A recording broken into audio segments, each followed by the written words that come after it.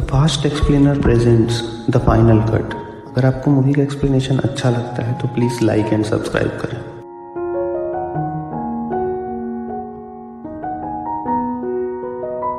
Movie की शुरुआत में हमें एलन हैकमैन नाम के एक बच्चे को दिखाया जाता है जो कि अकेले में कंचे खेल रहा होता है। तभी वहां पर एक दूसरा बच्चा आता है और वह भी एलन के साथ खेलने लगता है। जल्दी उन दोनों के बीच दोस्ती हो जाती है और वह दोनों साथ में खेलने लगते हैं।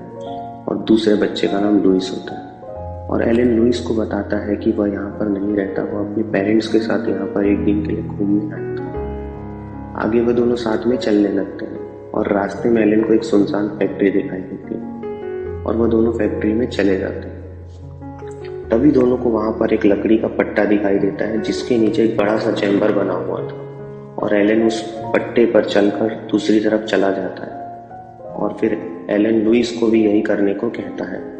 लुइस पहले तो डरता है पर एलन के कहने पर वो भी पट्टे पर चलने लगता है। जब लुइस बाउंड्री के बिल्कुल पास आ जाता है तब वह जंप मार के दूसरी तरफ पहुंचने की कोशिश करता है पर वो पूरी तरह से जंप नहीं मार पाता और फ्लोर के किनारे पर लटक जाता है। लुइस एलन से मदद मांगता है पर एलन भी यह सब देख के बुरी तरह से डर गया था और तभी लुइस का हाथ फिसल जाता है और वह ऊंचाई से उस चैम्बर में गिर जाता है।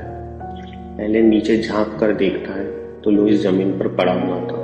तब एलन भाग कर नीचे जाकर देखता है तो लुइस के आसपास खून पूरी तरह से फैल चुका था और एलन के पैर लुइस के खून पर पड़ते ही उसके जूतों से खून के धब्बे बनने लगते हैं। एलन बुरी तरह से डर के वहां से भाग जाता है। एलन ये बात किसी को नहीं बताता और वह अपने पेरेंट्स के साथ वो शहर छोड़कर चला जाता है। आगे हमें कुछ सालों के बाद का समय दिखाया जाता है। अब एडल्ट एलन लोगों के लिए कटर का काम करने लगा था। इस दुनिया में कटर उनको कहा जाता था जो इंसान के पूरे जीवन की मेमोरी की वीडियो फुटेज को देखकर उसमें से कुछ खूबसूरत पलों की मेमोरी के वीडियो को छांट कर उनकी बायोग्राफी वीडियो बनाने का काम करते थे। और यह वीडियो किसी इंसान के मरने के बाद उसके फ्यूनरल पर उसके चाहने वाले लोगों को दिखाया जाता ताकि लोगों को पता चल सके मरने वाला इंसान कितना अच्छा था और उसने अपनी जिंदगी कितने अच्छे से बिताई थी।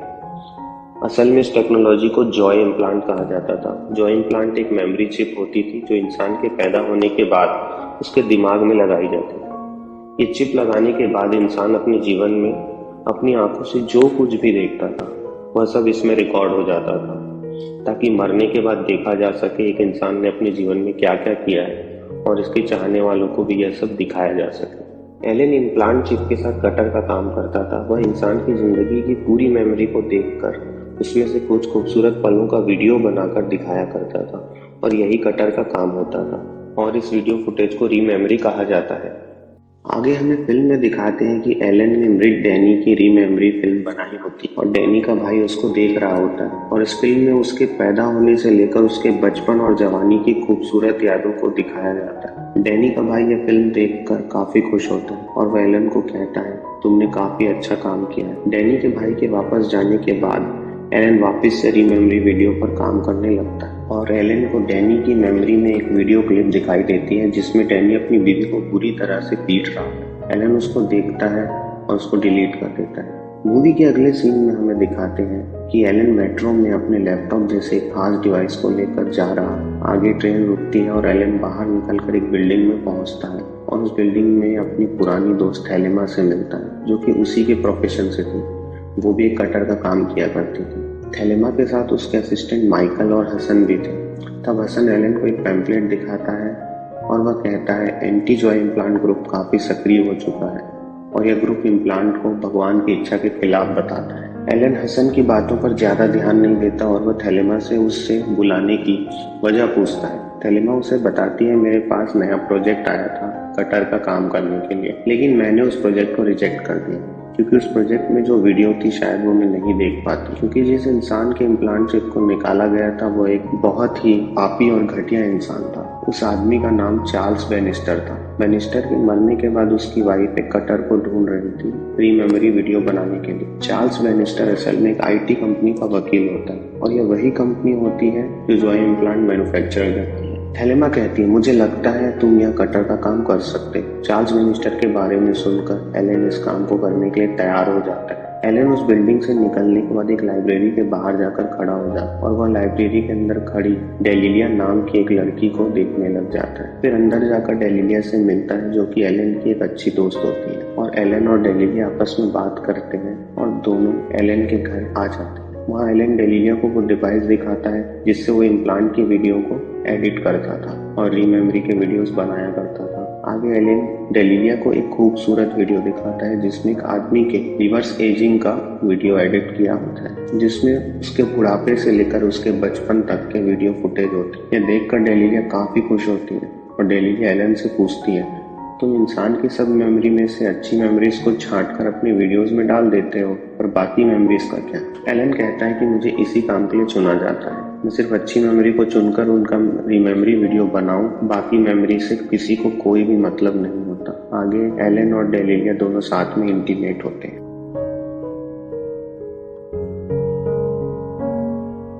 अगले दिन एलन चार्ल्स बेनिस्टर की वाइफ से मिलने उसके घर पर पहुंचता है, तो चार्ल्स की वाइफ एलन को अपने पति के साथ गुजारी हुई कुछ खूबसूरत यादों के बारे में बताता है। एलन इन सारी बातों को एक डायरी में नोट कर रहा होता है क्योंकि वह उन पलों को अपने वीडियो में ऐड करने वाला था। मेरे पति बहुत अच्छे इंसान थे और उनकी रिमेमरी का वीडियो देखकर सभी को यही लगा। तब एलन वहाँ पर चार्ल्स की बेटी इजाबेल को देखता है जो पीछे खड़े होकर यह सब देख रही होगी। मूवी के अगले सीन में हमें दिखाया जाता है कि एलन डैनियल मुनरो के रिमेमरी इवेंट में गया होता है। इस इवेंट के आसपास प्रोटेस्टर की भीड़ जमा होती है जो कि जॉय इम्प्लांट को पूरी तरह से बंद करवाना चाहते हैं, क्योंकि उनका कहना था यह धर्म के विरुद्ध है। यह वीडियो वहां पर चल रहा होता है और उसे देखकर डैनियल के रिश्तेदार और उसके चाहने वाले काफी भावुक और खुश हो जाते हैं और वो डैनी की डेथ के बाद भी उसे अपने बिल्कुल करीब महसूस करते हैं। तभी एलन से मिलने फ्लेचर नाम का एक आदमी आता है और एलन फ्लेचर को पहचान जाता है क्योंकि फ्लेचर भी एक कटर था, लेकिन वह पिछले 8 सालों से गायब था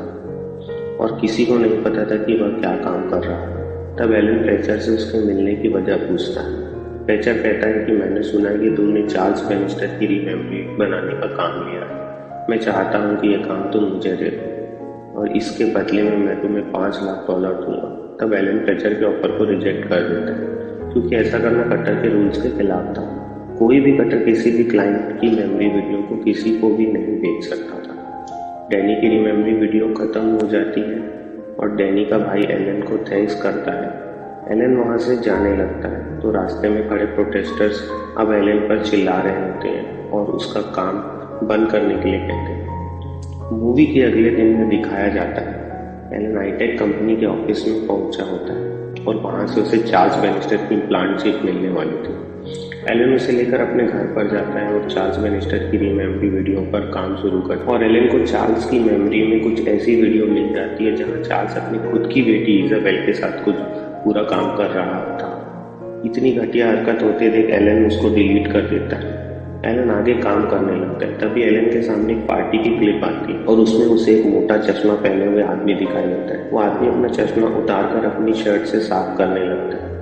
एलन ये देखकर चौंक जाता है और वह उस आदमी के चेहरे को गौर से देखने लग जाता है। आगे एलन उस क्लिप को रिवाइंड करके देखता है तो उसे याद आता है जिस तरह से लुइस अपना चश्मा साफ करता था, जो कि बचपन में उसके साथ खेलते हुए मारा गया था। इस आदमी की शक्ल भी लुइस से काफी मिलती जुलती थी और इसका चश्मा साफ करने का तरीका भी बिल्कुल लुइस जैसा था। एलन के दिमाग में एक बात घर कर जाती है कि हो सकता है यह बच्चा लुइस ही हो जो अब बड़ा हो गया। और आगे एलन अपनी दोस्त थेलेमा से मिलता है। एलन थेलेमा को बताता है कि फ्लेचर उससे मिलने आया था और फ्लेचर का नाम सुनकर थेलेमा हैरान हो जाती है क्योंकि फ्लेचर खुद कुछ साल पहले तक थेलेमा का असिस्टेंट था। एलन पूछता है तुम्हारे पास काम छोड़ने के बाद फ्लेचर के साथ क्या हुआ था? थेलेमा बताती है कुछ साल तक वो मेरे कांटेक्ट में था। बाद में मुझे पता चला फ्लेचर की बहन लोरा के बेटे की कैंसर से मौत हो गई। उसके बाद उसकी बहन कुछ पागल सी हो गई थी। वो सारा दिन अपने मरे हुए बेटे की जॉय इम्प्लांट वीडियो देखा करती थी। उसके बाद मुझे पता नहीं फ्लेचर के साथ क्या हुआ।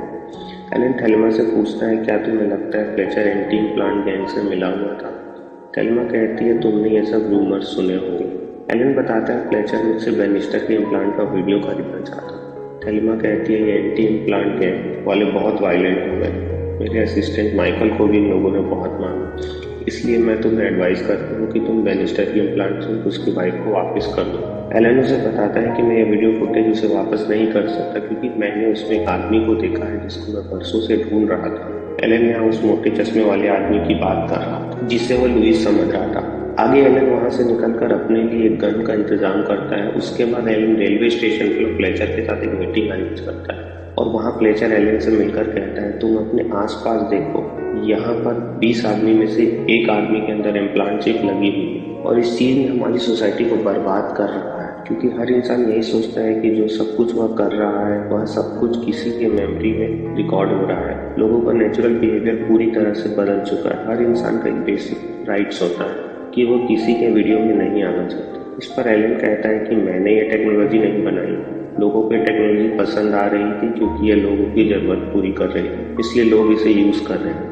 तब फ्लेचर एलन पे इल्जाम लगाता है कि तुम मर्डर करने वाले क्रिमिनल्स को भी साधु बना के पेश करते हो, उनके जीवन की सिर्फ अच्छी हरकतों को मेमोरी वीडियो में दिखाकर, और उनके बुरे काम कभी दुनिया के सामने ही नहीं आ पाए। इसलिए मुझे चार्ल्स बेनिस्टर की जॉय इम्प्लांट वीडियो चाहिए क्योंकि वह एक IT कंपनी का एम्प्लॉय था और मुझे पता है कि चार्ल्स ने अपनी जिंदगी में काफी ज्यादा बुरे काम किए हैं। अगर मुझे जॉय इम्प्लांट की वीडियो मिल जाएगी तो मैं उसको प्रेस को दिखा दूंगा और एक स्कैंडल करके IT कंपनी को बर्बाद कर दूंगा जिससे आगे से वो लोगों के अंदर जॉय इम्प्लांट नहीं लगा पाएंगे। एलन फ्लेचर से पूछता है क्या यह सब तुम अपनी बहन के लिए कर रहे हो? इस पर फ्लेचर बोलता है मैं ये इसलिए कर रहा हूँ कि एक बेहतर सोसाइटी बन सके। तब एलन को वीडियो फुटेज देने से मना कर देता है और वहां से चला जाता है। मूवी के अगले सीन में हमें दिखाते हैं कि एलन चार्ल्स की वाइफ से मिलने गया होता है और एलन जेनिफर से चार्ल्स के बारे में कुछ सवाल जवाब करता है और घुमा फिरा कर वह पार्टी में आए चश्मे वाले आदमी के बारे में जानने की कोशिश करता है। तब जेनिफर को यह बात बहुत ही अजीब लगती है कि एलन चार्ल्स के जीवन के इम्पोर्टेंट इवेंट्स को छोड़कर उससे पार्टी में आए लोगों के बारे में क्यों पूछ रहा है, और जेनिफर एलन को कहती है कि तुम इन सब फालतू की बातों में फोकस मत कर। एलन समझ जाता है कि जेनिफर उसे कोई भी इंफॉर्मेशन नहीं देने वाली। तब एलन बहाना करता है कि मुझे इजाबेल आपकी बेटी से कुछ जरूरी बात करनी। तब जेनिफर एलन को इजाबेल से मिलवा देती है और एलन इजाबेल से दोस्ती करने की कोशिश करता है। तब इजाबेल अपने पिता के बारे में कुछ भी बात नहीं करना चाहती थी तो एलन कहता है मैं तुमसे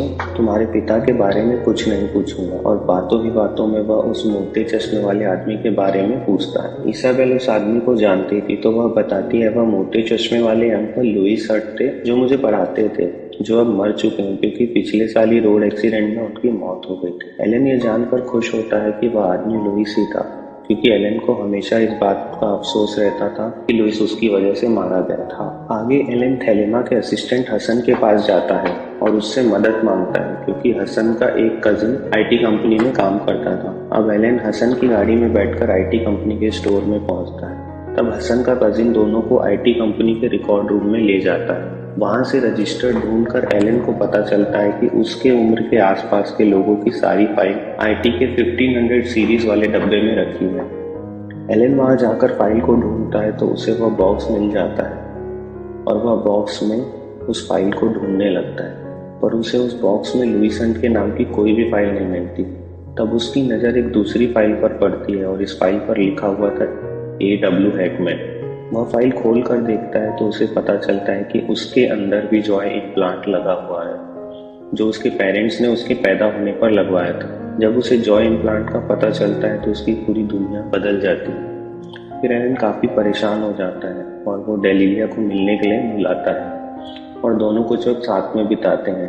अब एलन अच्छा महसूस करने लगा था। तब एलन डेलिलिया को घर पर छोड़कर घर से बाहर चला जाता है। आगे एलन अकेले एक टैटू शॉप पर पहुंचता है। यहाँ पर ऐसे टैटू बनाए जाते थे जिन्हें लगाने पर जॉय इम्प्लांट के ऑडियो और वीडियो की रिकॉर्डिंग रुक जाया करती थी क्योंकि यह टैटू इंक मैग्नेटिक फील्ड पैदा करती थी जो जॉय इम्प्लांट को काम करने से रोक देती थी। एलन भी ऐसा ही एक टैटू बनवाने यहाँ आया होता है। तब वहाँ काम करने वाली एक लेडी एलन को बताती है मैं तुम्हें ऑडियो टैटू लगाऊंगी। उसे लगाने के बाद यदि तुम्हें कोई माइग्रेन का दर्द नहीं होता है और कोई भी प्रॉब्लम नहीं होती है तो 1 हफ्ते के बाद मैं तुम्हें वीडियो टैटू लगाऊंगी, और उसके बाद जॉय इम्प्लांट वीडियो और ऑडियो रिकॉर्ड करना पूरी तरह से बंद कर दे। एलन उसको बनवाकर वापस अपने घर पर पहुंचता है तो वह यह देखता है कि उसके घर के अंदर डेलिलिया उसकी मशीन पर बैठी हुई थी और वो बैठकर कुछ वीडियो देख रही थी जो वीडियो फुटेज डेलिलिया के एक्स बॉयफ्रेंड के जॉय इम्प्लांट की थी। जिसमें डेलिलिया के सारे इंटीमेट और उसके बॉयफ्रेंड के साथ बिताए हुए समय के सारे मोमेंट गए थे। डेलिलिया ये जानकर हैरान हो जाती है कि उसके बॉयफ्रेंड के जॉय इम्प्लांट को एलन देख चुका था और उसे लगता है शायद इसी वजह से एलन उसके पीछे पड़ा था। तब डेलिलिया उसे एक जोरदार पंच मारती है और बोलती है, तुम्हें कोई हक नहीं है मेरे और मेरे बॉयफ्रेंड के पर्सनल वीडियो को देखो। तब डेलिलिया एलन के पास रखी गन को भी देख लेती है और वह पूछती है, इस गन से तुम क्या करने वाले थे? तब डेलिलिया उस गन को उठाकर उस मशीन पर चला देती है और वह गोली चार्ल्स बेनिस्टर के जॉय इम्प्लांट को डिस्ट्रॉय कर देती है। तब एलन डेलिलिया के सामने रोने लगता है और पूछता है, तुमने ऐसा क्यों किया?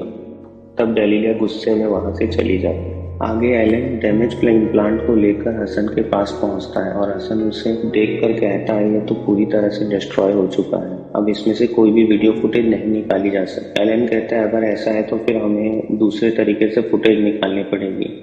तो मेरे दिमाग में मौजूद इम्प्लांट से उस फुटेज को निकालना होगा। जो फुटेज मैंने चार्ल्स बेनिस्टर की देखी होगी वो हमें वहां से मिल सकती है। एलन ये सुनकर शॉक हो जाता है और वह एलन को एक पंच मारता है। मूवी के अगले सीन में एलन को होश आता है और वह एक चेयर पे बैठा हुआ था और उसके सामने हसन और थैलेमा खड़े हुए थे। थैलेमा एलन को बोलती है, आखिर तुमने पहले बताया क्यों नहीं कि तुम्हारे अंदर जॉय इम्प्लांट लगा हुआ है? एलन कहता है, मुझे खुद भी इस बारे में नहीं पता था कि मुझे भी जॉय इम्प्लांट लगाया गया था। मेरे माँ बाप बचपन में मर गए थे, इसलिए मुझे यह बात किसी ने नहीं बताई और मुझे कभी लगा ही नहीं कि मेरे माँ बाप जॉय इम्प्लांट अफोर्ड कर सकते थे। थैलेमा कहती है, कटर्स के लिए एक रूल होता है और इसमें साफ साफ बताया गया है कि इम्प्लांट वाला इंसान कभी कटर नहीं बन सकता। अब आगे से तुम कोई भी फुटेज को कट नहीं कर पाओगे। एलन कहता है, ठीक है, मैं ऐसा नहीं करूँगा। फिर एलन हसन से कहता है कि तुम इम्प्लांट से कनेक्शन बिल्ड करो ताकि हम मेरे मेमोरी की रिकॉर्डिंग को देख सकें। हसन कहता है, किसी भी जिंदा इंसान के साथ ये बस एक ही बार किया जा सकता है और ये इतना सक्सेसफुल भी नहीं रहा था। जिस पर पहली बार यह किया गया था वो औरत अपना मेंटल बैलेंस खो चुकी है। एलन कहता है, मैं चाहता हूँ कि तुम मेरे साथ ये एक्सपेरिमेंट फिर से करो। अगर तुम मेरी मदद नहीं करोगे तो मैं खुद कोशिश करूंगा और फिर चाहे उसमें मेरी जान भी क्यों न चली जाए। तब हसन एलन के इम्प्लांट से कनेक्शन जोड़ने के लिए तैयार हो जाता है और हसन एलन के दिमाग से कनेक्शन को जोड़ लेता है। लेकिन एलन के पास अपनी जिंदगी की फुटेज देखने के लिए बस 5 मिनट की मोहलत होती है। कनेक्शन के लाइव होते ही एलन को अपनी जिंदगी की पास की फुटेज दिखाई देने लगती है और वो पास में जाकर देखता है कि उसके पेरेंट्स मरे हुए थे और वह उन्हें देख रहा था। आगे एलन उस जगह पर होता है जहाँ वो और लुइस खेल रहे होते हैं। तब एलन देखता है कि जब लुइस उस बड़े से चैम्बर में गिरा हुआ होता है तब एलन भागकर वहाँ जाता है। तब एलन को इस फुटेज में एक खास बात नज़र आती है कि जब वह लुइस के पास गया था तब वो सांसें ले रहा था और एलन के पैर से एक पेंट का डब्बा टकराता है जिसके अंदर से लाल पेंट निकल कर बाहर आ गया था। अब एलन को तब एहसास होता है कि जिसे वह बहता हुआ खून समझ रहा था असल में वो लाल कलर का पेंट था और लुइस सांसें ले रहा था, मतलब लुइस जिंदा था। तब हसन कहता है, 5 मिनट हो गए, अब मैं तुम्हारी सेफ्टी के लिए कनेक्शन तोड़ रहा हूँ। कनेक्शन को तोड़ते ही एलन झटके खा के नीचे गिर जाता है। एलन को आज अपनी जिंदगी के सबसे बड़े गिल्ट से छुटकारा मिल गया था जिसने उसे आज तक परेशान करके रखा था। आगे एलन वापस अपने घर पहुँचता है। एलन घर के अंदर जाता है तो देखता है उसके घर के अंदर फ्लेचर और उसका साथी बेनिस्टर का जॉय इम्प्लांट ढूंढ रहे होते हैं। तब एलन फ्लेचर को बेनिस्टर का जॉय इम्प्लांट दे देता है और बताता है ये डिस्ट्रॉय हो चुकी है। फ्लेचर ये सुनकर काफी गुस्से में आ जाता है और वह कहता है, तुम्हें पता है इसे पाने के लिए हमने क्या क्या नहीं किया था? तब एलन कोई जवाब नहीं देता तो फ्लेचर एलन के नोट्स वहां से ले जाता है। अगले दिन एलन जेनिफर बेनिस्टर के घर पर जाता है और वह उसे बताता है, आपके पति की इम्प्लांट चिप डिस्ट्रॉय हो चुकी है। मेरे मशीन में कुछ टेक्निकल गड़बड़ हो गई थी जिसकी वजह से, और मुझे अफसोस है कि मैं आपके पति की रिमेमरी वीडियो नहीं बना पाया। यह सुनकर जेनिफर एलन पर थोड़ा गुस्सा करती है पर फिर वह कहती है कि किसी भी तरह के एक्सीडेंट को कोई नहीं रोक सका और यह टेक्निकल प्रॉब्लम थी, उसमें आपकी कोई गलती नहीं है। पर मैं चाहूंगी कि आपने चार्ल्स की लाइफ के बारे में जो कुछ भी देखा था उसके बारे में आप किसी को ना बताइएगा। तब एलन जेनिफर से वादा करता है कि वह किसी को इस बारे में कुछ नहीं बताएगा। यह सब वहीं खड़े होकर जेनिफर की बेटी इजाबेल भी सुन रही थी। एलन के जाने के बाद इजाबेल जेनिफर को देखने लगी है क्योंकि उसकी माँ को भी पता था कि उसके पिता अकेले में उसके साथ बुरा काम करते थे, फिर भी उसकी माँ ने उसके पिता को कभी नहीं रोका। जेनिफर इजाबेल को समझाने की कोशिश करती है मगर इजाबेल वहाँ से भाग जाती है। और अगले सीन में एलन एक कब्रिस्तान में जाता है और वह वहां जाकर लुइस की कब्र को ढूंढ रहा होता है और उसे लुइस की कब्र मिल जाती है। तभी एलन को कोई आवाज देता है। एलन मुड़कर देखता है तो उसके पीछे फ्लेचर खड़ा था। तब फ्लेचर कहता है, हमारी फील्ड में कोई भी खबर ज्यादा दिन तक खुफिया नहीं रह सकती। मैंने सुना है किसी कटर ने टैटू वालों से संपर्क किया था और उसने अपने शरीर पर एक ऑडियो टैटू भी बनवाया है और मुझे अच्छे से पता है कि वह कटर तुम ही हो। चार्ल्स बैनिस्टर का इम्प्लांट भले डिस्ट्रॉय हो गया हो पर तुमने उस इम्प्लांट की सारी रिकॉर्डिंग देख ली थी और अब ये सब तुम्हारे इम्प्लांट में रिकॉर्ड हो चुका होगा। अब मैं तुम्हारे इम्प्लांट से वो फुटेज निकाल कर हाईटेक कंपनी को बर्बाद कर दूंगा। एलन ये सुनकर समझ जाता है कि फ्लेचर उसकी जान लेने आया है और वह अपने आप को बचाने के लिए वहां से भागने लगता है। फ्लेचर के हाथ में गन होती है और वह गन लेके एलन का पीछा करता है और गोलियां चलाने लगता है। एलन किसी तरह से गोलियों से बच रहा होता है और वह एक जगह ठोकर खाकर गिर जाता है पर फ्लेचर का मन बदल जाता है और वह एलन को गोली नहीं मार पाता है। एलन भी खड़े होकर वहां से जाने लगता है तभी उस पर एक गोली चली जाती है। यह गोली झाड़ियों से फ्लेचर के साथी ने मारी थी।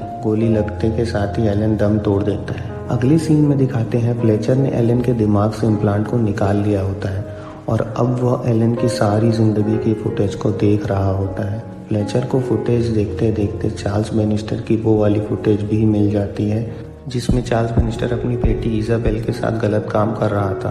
फ्लेचर को चार्ल्स बैनिस्टर के खिलाफ जो सबूत चाहिए थे वो उसे मिल चुका था।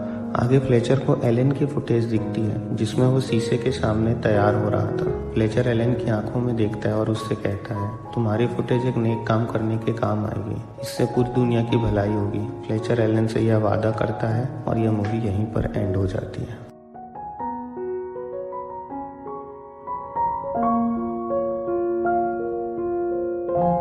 दोस्तों यह मूवी 2004 में रिलीज हुई थी। इसकी IMDb रेटिंग है 6.1। इस मूवी को आप प्राइम वीडियो में इंग्लिश लैंग्वेज में देख सकते हैं। इस मूवी से हमें यह लेसन भी मिलता है कि हमें किसी सेलिब्रिटी की लाइफ से इंस्पायर नहीं होना चाहिए। वो भी अपने जीवन के सिर्फ अच्छी बातों को पब्लिक में जाहिर करते हैं जैसा इस मूवी में एलन करता है। ऐसे ही और एक्सप्लेनेशन वीडियो के लिए हमें सब्सक्राइब करें और हमारा कॉन्फिडेंस बढ़ाएं। Thanks for watching.